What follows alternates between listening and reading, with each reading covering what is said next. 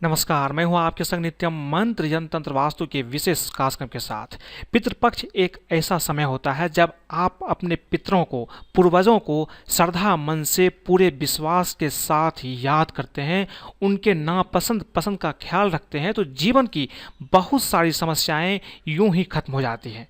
पितृ अगर प्रसन्न है तभी देव प्रसन्न होते हैं। अगर आप चाहते हैं कि कोई भी देव देवी आपसे प्रसन्न हो तो सबसे पहले आपको पितृ को प्रसन्न अवश्य करना चाहिए। और पितृपक्ष एक ऐसा समय है जब आप अपने पूर्वज, अपने पितृ को बहुत आसानी से प्रसन्न कर सकते हैं। तो बने रहिए हमारे साथ, हम आपको बताएंगे पितृपक्ष में श्राद्ध करने वाले इन 10 बातों का पालन करना नहीं भूलें, वरना पितृ आपसे कुपित हो सकते हैं, पितृ आपसे नाराज हो सकते हैं।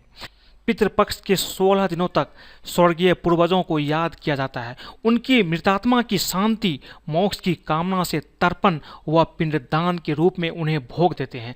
शास्त्रों की मान्यता है कि पितृपक्ष में शुभ कार्य या कुछ ऐसे कर्म हैं जिन्हें करने से बचना चाहिए, नहीं तो दिवंगत पितृ नाराज हो जाते हैं।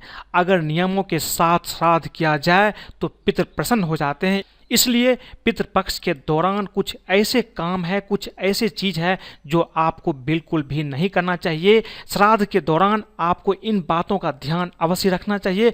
पितृपक्ष में अगर इन चीज़ों का ध्यान अगर आप नहीं रखते हैं तो आपके पितृ आपसे प्रसन्न नहीं होंगे, आपसे कुपित हो जाएंगे और आपको जीवन में कई कठिनाइयों का सामना करना पड़ सकता है। इसलिए पितृपक्ष में जो चीज़ मैं बता रहा हूँ, इन चीज़ों का ध्यान आप अवश्य ही रखें।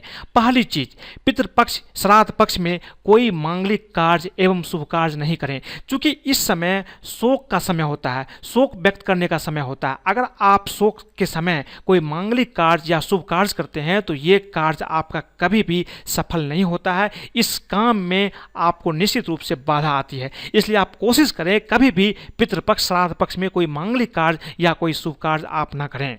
पितृपक्ष के समय दाढ़ी मूछें भी आपको नहीं कटवाना चाहिए, इसका संबंध भी शोक व्यक्त करने से ही है। पितृपक्ष में स्वर्ण एवं नए वस्तुओं की खरीदारी भी नहीं करना चाहिए, क्योंकि जो हमारे बीच में नहीं रहे उन पूर्वजों के प्रति शोक व्यक्त करने का समय होता है पितृपक्ष। और जिस समय शोक व्यक्त करने का होता है उस समय आप गहने खरीदते हैं, स्वर्ण खरीदते हैं, नए वस्त्र खरीदते हैं, तो इससे आपके पितृ कुपित हो जाते हैं और आपके ऊपर वो प्रसन्न नहीं होते हैं, जिससे बहुत तरह की समस्याओं का सामना आपको करना पड़ सकता है।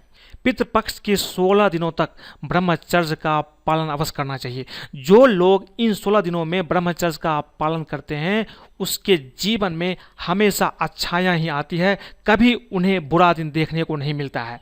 अगर पितृपक्ष के दौरान आपके घर कोई अतिथि आए तो उन्हें बिना भोजन पानी दिए घर से नहीं जाने देना चाहिए, क्योंकि ऐसी मान्यता है कि हमारे पितृ कभी भी किसी भी रूप में श्राद्ध मांगने हमारे घर आ सकते हैं। तो जब भी श्राद्ध पक्ष में, पितृपक्ष में कोई भी मेहमान, कोई भी अतिथि आपके घर में आए तो कम से कम आप उन्हें पानी अवश्य ही पिला दीजिए। अगर आप ऐसा करते हैं तो निश्चित रूप से आपके पितृ आपके ऊपर प्रसन्न होते हैं। पितृपक्ष में नया घर नहीं खरीदना चाहिए या नहीं बदलना चाहिए। माना जाता है कि जहां पितरों की मृत्यु होती है वह अपने उसी स्थान पर लौटते हैं, और अगर उनकी संतान उस स्थान पर नहीं मिलती है तो उन्हें तकलीफ होती है।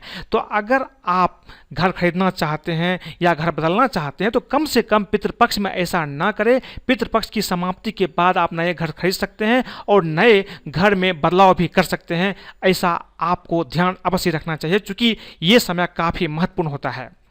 पितृपक्ष में नए वाहन नहीं खरीदना चाहिए, इसे भौतिक सुख से जोड़कर देखा जाता है, क्योंकि जब व्यक्ति शोक में होते हैं या किसी के प्रति दुख प्रकट करते हैं तो जश्न नहीं मनाया जाता है। इसलिए इन दिनों वाहन की खरीदारी आपको नहीं करनी चाहिए। अगर आपको कोई नई वाहन, कोई नई कार या नई गाड़ी खरीदनी है तो आप पितृपक्ष के बाद खरीदें, यही आपके लिए बेहतर होगा।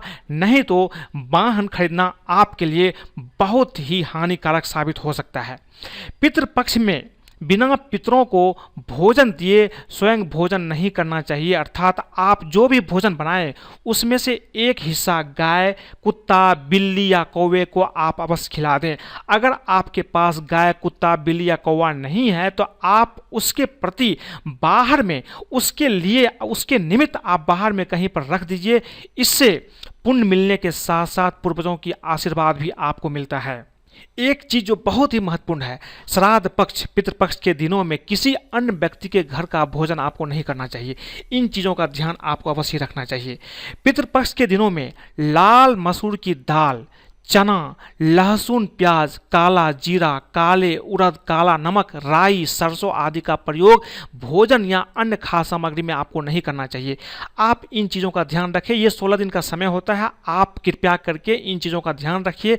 भोजन में भी इन चीज़ों का आप इस्तेमाल ना करें। अगर आप ऐसा करते हैं तो आपके पितृ आपसे ज़रूर प्रसन्न हो जाते हैं। और एक बात आप याद रखिए, पितृ जब तक प्रसन्न नहीं होंगे आपकी उन्नति नहीं हो सकती है। उन्नति चाहते हैं, धन धान की प्राप्ति चाहते हैं, तो आपको अपने पितृ को प्रसन्न अवश्य करना चाहिए। और ये पितृपक्ष एक ऐसा समय है जब आप अपने पितरों को याद करते हैं, उनका जो भी आप आदर भाव सम्मान के साथ भोग लगाते हैं, उनके नापसंद पसंद का ख्याल रखते हैं, तो आपके जीवन में उन्नति होना निश्चित रूप से तय है। तो आज के लिए बस इतना ही। अगर आपको ये वीडियो पसंद आए तो कृपया इसे लाइक करें, सब्सक्राइब करें तथा अपने दोस्तों के साथ भी शेयर करें, ताकि वो भी इन चीज़ों को समझ करके अगर पितृपक्ष के दौरान इन नियमों का पालन करते हैं तो उसके जीवन में कभी भी कठिनाई का सामना नहीं करना पड़ेगा। आज के लिए बस इतना ही। धन्यवाद।